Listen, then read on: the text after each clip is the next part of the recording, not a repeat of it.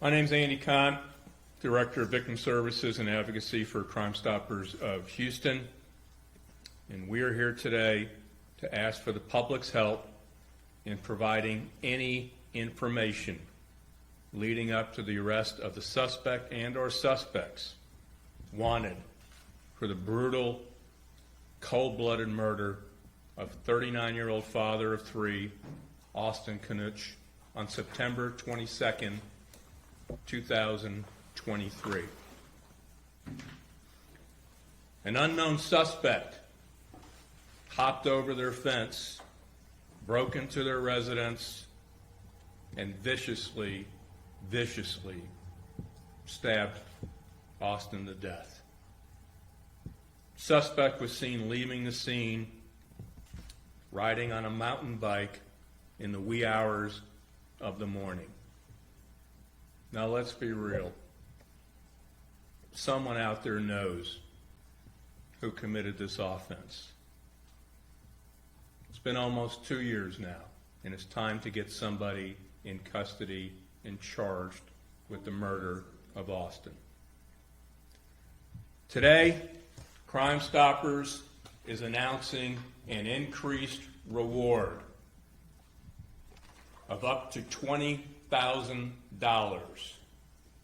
So I'm giving you up to 20,000 good reasons why you should call in a tip to Crimestoppers at 713-222-TIPS.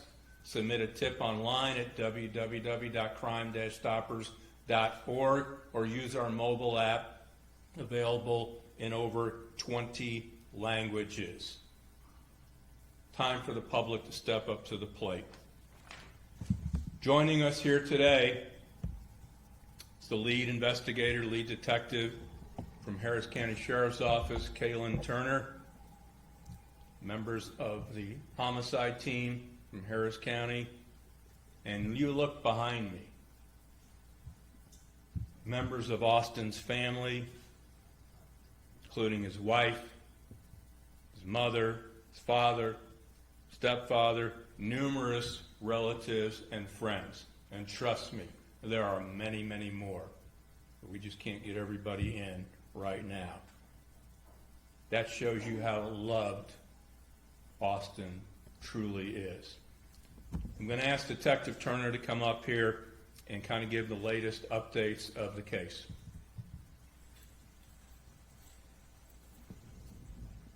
I'm Detective Kaylin Turner. I work for the Harris County Sheriff's Office Homicide Unit. In the early morning hours of September 22nd, 2023, Austin Kanuch was at home with his wife. He was asleep. His wife was asleep. And someone broke into his home and brutally murdered him. The investigation included a large area canvass. Austin lived on Greenleaf Lake Drive. This is in the North Mead Village of the Copperfield area in West Harris County. The large area canvass included a canvass for video and for possible witnesses. We discovered at 03:23 a.m. on September 22nd, 2023, a person on a mountain bicycle was traveling north on Spring Green Drive. This is also in the North Mead Village area, approaching West Road. At 03:26 a.m., so 3 minutes later, a person on a bicycle, consistent with what we saw before and consistent with the time frame, drove up to Austin Kanuch's home and made forced entry into the home.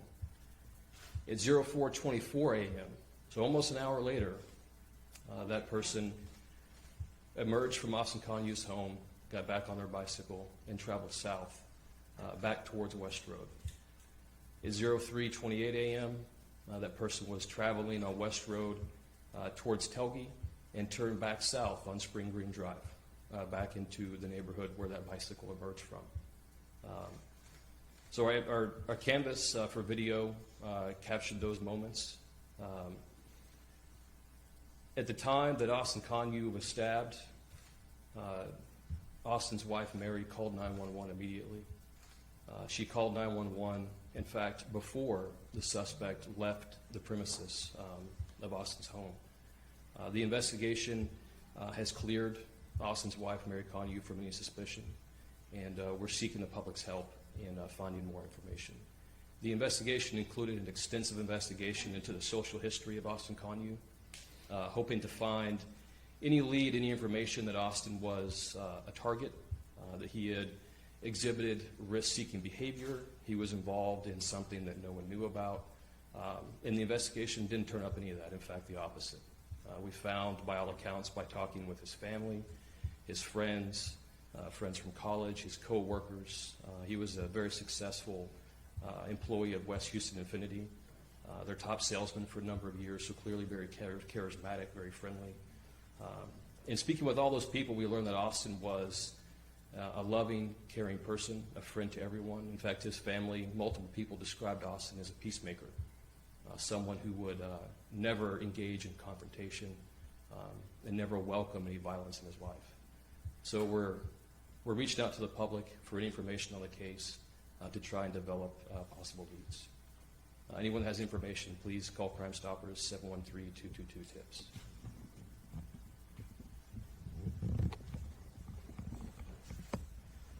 This time, I'm going to ask Austin's mom to come on up and talk directly to the public.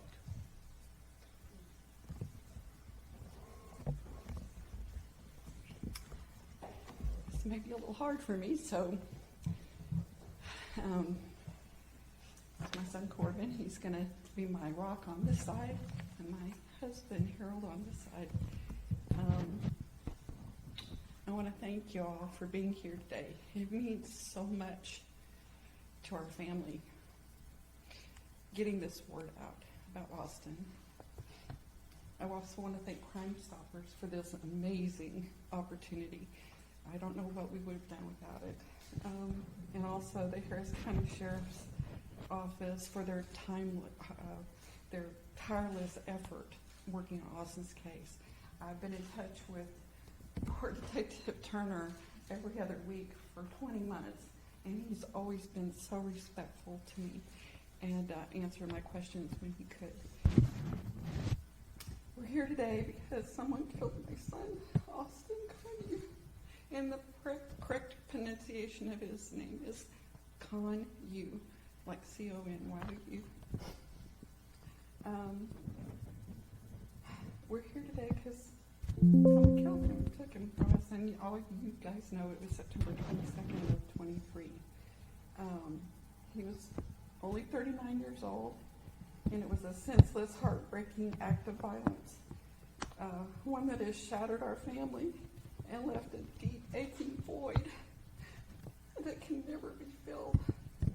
Austin was a beautiful soul. He lived his life in a big way and had a big smile and a hearty laugh. And if you knew him, you knew that about him. He just filled the room. His light shone brightly from the moment that he was born, because when he was a little boy, I would take him places to the store and everything, and he was so friendly with everyone, and I thought he might go home with someone else. I was a little worried about that. He just never met a stranger. In fact, he was so little, when you talked to Austin, he would truly listen to you. And he cared deeply about what you had to say. And that was very special.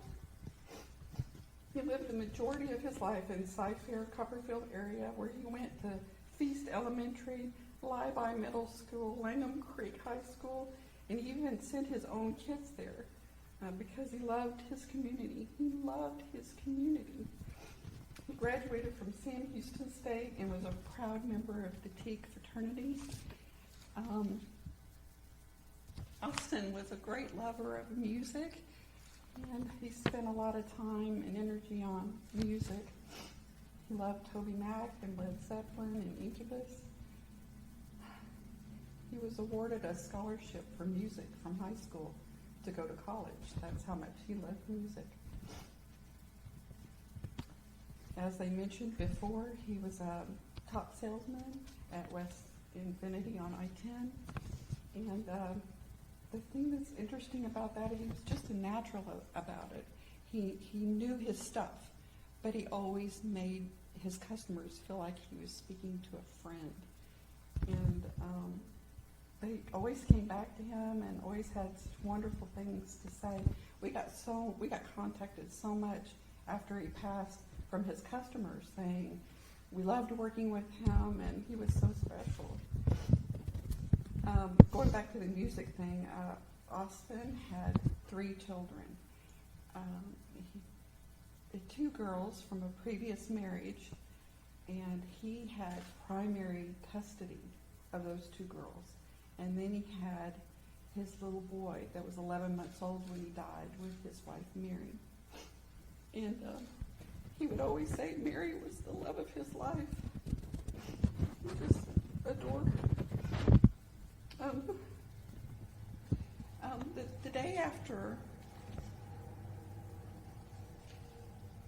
The day after he passed, the day before he passed, Mary and Austin had just purchased a home in the Copperfield area, in his community again. And they were all packed in their house and they were ready to move, and then this happens. So they just bought this house. And they had dreams. The dreams of raising their children, growing old together, making a life filled with laughter and love. And all of that was stolen from them. Stolen from us, his family. This is simply a nightmare that none of us can wake up from. But I want to stop for a second and say this. In the middle of all this pain, I personally have found comfort in the love that he left behind. But love can't bring justice. So we're calling on the public, we're calling on you to help us find who did this to Austin. And if there's one thing that I've learned over the last 20 months, it's that there's a reoccurring theme that comes to me all the time. And they mentioned it earlier. They said, when there's a homicide, someone always knows. Someone always knows. And so I'm just calling on that person to search their heart and bring forth a tip so that we can get this evil person off the street and out of our neighborhoods.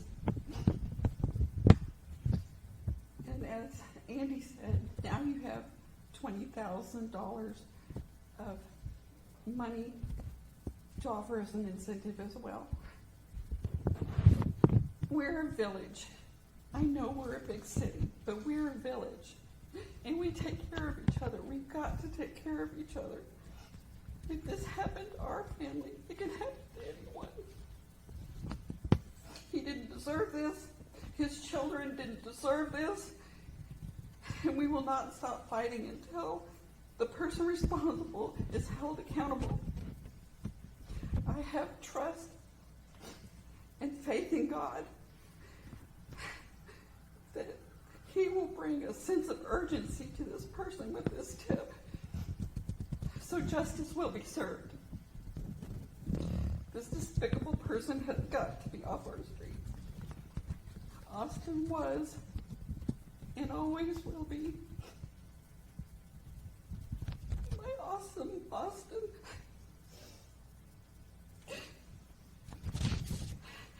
I love you, son. Your family loves you. And we'll never stop fighting for you. We'll never stop. Until there's a breath in me, we'll never stop. Thank you for being here.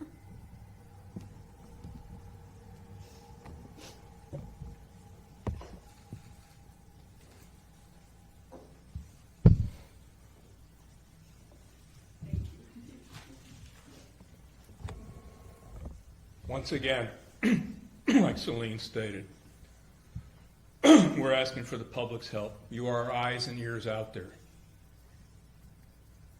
And we truly believe someone else knows who murdered Austin. And it's time for you to step up to the plate and do the right thing.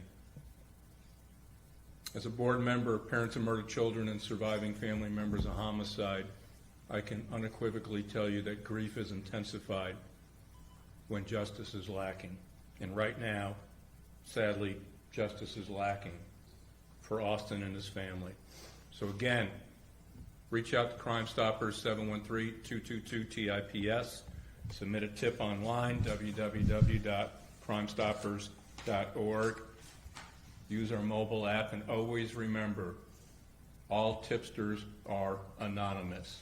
And right now, you have 20,000 good reasons to reach out to Crime Stoppers. So I want to thank our law enforcement detail that's here today. Also want to thank our staff and the media for getting this story out there. And we are going to find you. And when we do find you, we're going to make sure that if you are responsible for Austin's murder, you will not breathe free air again for a long, long time. Any questions?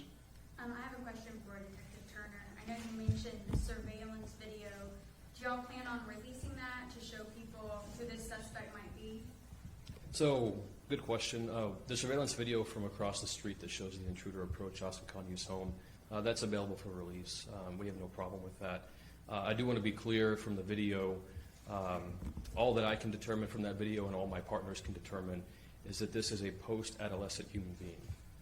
The video it's dark, it's late, the video is poor quality, and so trying to determine whether this is male, female, young, old, it's a post-adolescent person, and they appear to be of thin build on a mountain bike, and that's the most detail we can say. But that video is available upon request. And I know you said that Austin was sleeping inside his home when this happened. Do you know, was he attacked in his bed while he was asleep, in his bedroom? Yes, he was. Do you have any indication that this was some sort of hit or any type of motive? So all we have is the facts, and the facts show that apparently it's a targeted attack. We have no other similar offenses in the area, no related offenses in the Copperfield area around this time that would suggest this is a random act, although it may be, but the facts suggest this was targeted. And a lot of time has passed. It's been more than 2 years now. Why are y'all choosing to have a news conference now? We wanted to follow up our investigation fully and completely, to follow up any leads we had, and also conduct any testing on evidence that we'd acquired. And that process has been completed, and we felt it was time now to reach out to the public. Have you received a lot of tips over the past couple of years? Any potential leads at all? We received a handful of tips, nothing very actionable. What do you think it's going to take to solve this case? Someone knows who did this, and it's going to take someone coming forward and giving us information. And you mentioned his wife and young child. They were at home at the time as well. Were they all in the same room together when this happened? His wife was in the same room with him. Their child was in the nursery. But no other details about the suspect other than post-adolescent? Post-adolescent, thin build, average height. That's the most detail we can acquire from the video that we have. Were any cameras like in the area, maybe possible businesses or anything canvassed? Like as far as surveillance, is that the best that you guys have? Like, We have multiple other videos, and as I mentioned before, that we have this person traveling northbound on Spring Green at 03:23 a.m. It appears to be the same person. We can't say that for sure, but the timeline's consistent. We also have video from businesses along West Road, near West Road and Telge, that capture this person leaving the scene, coming back towards Spring Green Drive. But none of those videos are of any higher quality, higher fidelity than one we have across the street. Was there any sign of a robbery? Was anything taken from the home? Nothing appeared to be taken from the home. And was a weapon ever found? Yes, there was a weapon found. What kind of weapon was it? It was an edged weapon. A what? An edged weapon. Okay. Was it like just a regular knife or? I'm just going to leave it at edged weapon. Okay. Thanks, guys. Appreciate it. And again, thank you for helping us get the story out. Thank you.